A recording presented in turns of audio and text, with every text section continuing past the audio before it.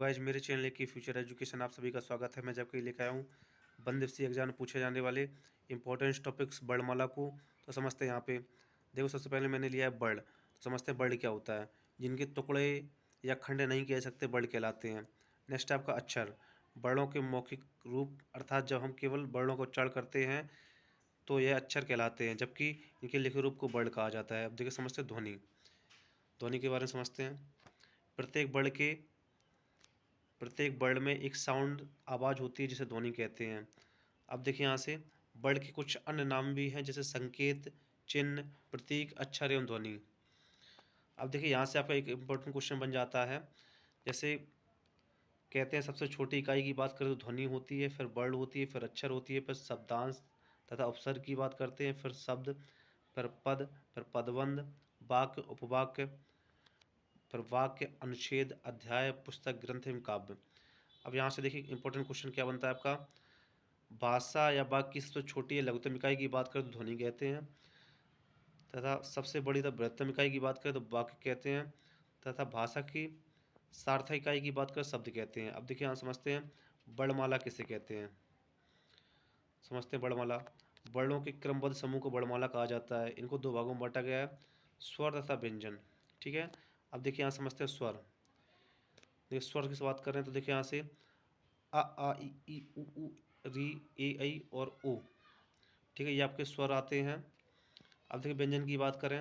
व्यंजन को स्पर्श व्यंजन जैसे का से लेके माँ तक, जैसे काबर, चावर, टाबर, पाबर, माबर, ये आते हैं। अंत यार अलावा उस व्यंजन सा और हा। ठीक है। वर्ण के भेद की बात करें। वर्ण के भेद आपके तीन होते हैं। स्वर वर्ण, जिन वर्णों का उच्चारण बिना किसी की सहायता से स्वतंत्रतापूर्वक किया जाता है उन्हें स्वर कहते हैं। हिंदी में स्वरों की संख्या 11 होती है, तो संस्कृत में 13 होती है। संस्कृत में री और री, इन दो स्वरों का प्रयोग 11 स्वरों से अलग होता है।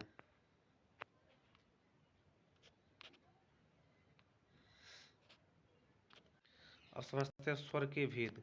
4 भेद देते हैं, जैसे मात्रा, उच्चारण, समय के आधार पर स्वरों के भेद 3 होते हैं। ह्रस्व स्वर, दीर्घ स्वर, प्लुत स्वर।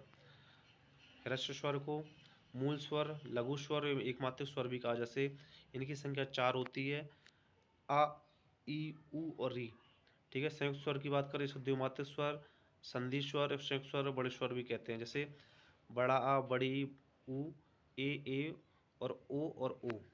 ठीक है। त्रिमात्रिक स्वर की बात करें, जैसे विशाल स्वर तथा पवित्र स्वर भी कहते हैं, जैसे ओम और ओम। ठीक है। अब संधि या संयुक्त स्वर की बात करें तो देखो इनके दो भागों में बांटा गया है, सजाती और विजाती। ठीक है। सजाती की अगर बात करें, जैसे बड़ा आ है, बड़ा आ को छोटा आ प्लस छोटा आ मिलके, ठीक है, और बड़ी की बात करें छोटी है तथा छोटी ई मिलके, ऊ की अगर बात करें ऊ और ऊ मिलके, ये बड़े दीर्घ बन जाते हैं, तो इसको सजाती कहते हैं, यानी एक ही जाति से निर्मित हैं। अब जो विजाति की अगर बात करें, जैसे ए है तो आ और ई मिलके ए हो जाएगा। फिर ए की बात करें, आ और ए मिलके, ओ की अगर बात करें आ और ऊ को मिलके, उस औरत की बात करें आ और ओ को मिलकर। ठीक है।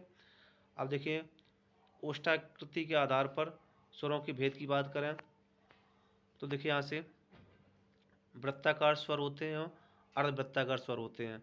वृत्ताकार के अंतर्गत छोटा ओ, छोटू ऊ, ओ और ओ आता है। ठीक है। और अर्धवृत्ताकार के अंतर्गत छोटा, बड़ा, छोटी, बड़ो, ऋषि, ऋषि, एसेड़ी और ऋषेनक। ठीक है। अब देखो जीव, यहाँ से आपका इंपॉर्टेंट क्वेश्चन बन जाता है, बहुत बार परीक्षा में पूछा भी जाता है। जीव में पूछा जाता है कि किस आकृति अग्रस्वर है कि पक्षस्वर है, ये बात करता है। ठीक है। तो इसके लिए एक ट्रिक भी होती है, जैसे यहाँ पे हमने साइड से लिख रखी है, आओ उल्लू पीछे पीछे, आ को रखे बीचे बीचे, यानी जो छोटा आ है वो मध्यस्वर के अंतर्गत आएगा, तथा जो आ, उ, ओ और ओ ये अगर आते हैं तो पक्षस्वर के अंतर्गत आएंगे, तथा अग्रस्वर में जो शेष बचे उस अर्धस्वर में आएंगे। और आप ऐसे भी इसको पहचान सकते हैं। देखिए यहाँ से जो छोटा आ होगा वो तो मध्य स्वर हो ही जाएगा, और जिसमें तीन, जैसे जैसे देखो आ में देखो तीन की तरह बना है, जो तीन से स्टार्ट होंगे वो पक्ष स्वर में चले जाता, शेष आपके अग्र स्वर में आएंगे। ठीक है। अब देखिए यहाँ से मुखाकृति के आधार पर स्वरों के भेद की अगर बात करें तो ये 4 होते हैं। जैसे समृद्ध, इसका मतलब होता है मुख कम खुले, जैसे आ, ई, री, उ और ओ। ठीक है। विव्रत की अगर बात करें, मुख ज़्यादा खुले जैसे बड़ा आ। अर्ध संवृत की बात करें, आ, ए और ओ। अर्ध विव्रत की बात करें, ए और ओ। ठीक है। अयोग बहा। अब अयोग बहा के बारे में समझते हैं। ये दो प्रकार के होते हैं। मूल अयोग बहा वर्णों की संख्या 2 होती है, तब कुल अयोग बहा वर्णों की संख्या की अगर बात करें तो 4 होती है। तो कुल अयोग बहा वर्णों की संख्या 4 होती है, जिनको समझते हैं।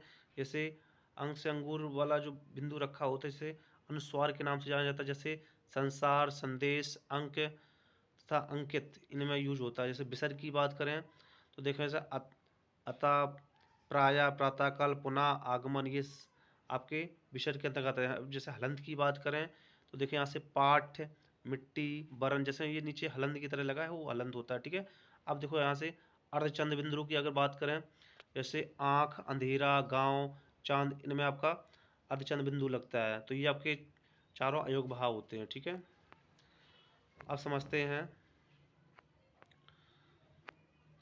व्यंजन के भेद। ये 3 प्रकार के होते हैं। देखो यहाँ से स्पर्श व्यंजन की अगर बात करें, स्पर्श व्यंजन को 5 वर्गों में बांटा है। इनकी संख्या 25 मानी जाती है। जैसे का वर्ग में आपके 5 वर्ड आते हैं, का, खा, गा, घाणा। चा वर्ग की अगर बात, चा, छा, जा, जाना। टा वर्ग की अगर बात, टा, ठा, डा, डाना। ता वर्ग की अगर बात, ता, था, दा, दाना। पा वर्ग की अगर बात करें, पा, पा, वा, मा। ठीक है। अब यहाँ से जो पंचम वर्ड है, इसको अब आप अनुनासिक तथा अनुनासिक वर्ड भी कहा जाता है। ठीक है। अब अल्पप्राण की बात करें, अल्पप्राण और महाप्राण के लिए एक बेस्ट ट्रिक होती है। जैसे देखो यहाँ से हमने तो दे रखा है ऐसे। अल्पप्राण की अगर बात करें, पहला, तीसरा और पांचवा, ये आपका अल्पप्राण के अंतर्गत आते हैं। और महाप्राण की अगर बात करें, दूसरा और चौथा महाप्राण के अंतर्गत आएगा। ठीक है। और ऐसे अघोष की अगर बात करें, पहला, दूसरा अघोष होता है। और सघोष की अगर बात करें, तीसरा, चौथा और पांचवा सघोष आता है। ठीक है। अब देखिए इसके लिए ट्रिक क्या होती है अल्पप्राण महाप्राण पहचानने के लिए। आप जैसे का है, का को आप के लिखेंगे, तो अगर एक अक्षर आ रहा है तो अल्पप्राण होगा, अगर 2 अक्षर आ रहे हैं तो महाप्राण हो। जैसे खा है तो के एच लिखेंगे उसको, तो खा देखो महाप्राण के अंतर्गत आ जाएगा। जिससे यहाँ पे 2 अपवाद होते हैं, चा और छा। चा को जैसे लिखेंगे तो सी एच आता है, तो इसको आप अल्पप्राण के अंतर्गत रखेंगे। और छा की अगर बात करें, सी डबल एच आएगा, तो आपका ये महाप्राण। बाद बाकी आप इसी से आप बहुत अच्छे से पहचान पाएंगे, आपको कुछ याद करने की जरूरत नहीं है। ठीक है। अब समझते हैं अंत्यस्थ व्यंजन। अंत्यस्थ व्यंजन की संख्या आपकी 4 मानी जाती है। यारा, अलावा। देखिए यहाँ से या वा वर्ण अर्धस्वर कहलाते हैं। इसे सप्रभा वर्ण भी कहते हैं। ठीक है। ऊष्म व्यंजन, ऊष्म व्यंजन संख्या 4 मानी, शा, शा, शा और हा। अब संयुक्त व्यंजन की बात करें, संयुक्त व्यंजन छा, त्रा, ज्ञा और स्वर्ण वाला शा। ठीक है।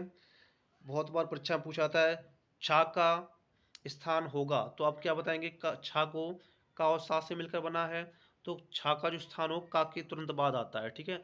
अगर त्रा की अगर बात करें, त्रा देखो किस किस से मिलकर बना है, आधा ता और रा से मिलकर बनाया है, तो त्रा का जो स्थान होगा ता के तुरंत बाद में आएगा। ठीक है। ये परीक्षा में बहुत बार पूछा जाता है। ठीक है। यहाँ से देखो ज्ञा लिखा है, ज्ञा का मतलब हो गया जा प्लस या। ठीक है। तो ज्ञा का जो स्थान होगा जा के तुरंत बाद आएगा। ठीक है। इस रण वाला सरा की अगर बात करें, शाह और रा मिलकर बनता है। ठीक है। उच्छित व्यंजन ताड़नजा जिसको वर्ड कहते हैं, जैसे डा और डा, इनकी संख्या 2 मानी जाती है। ठीक है।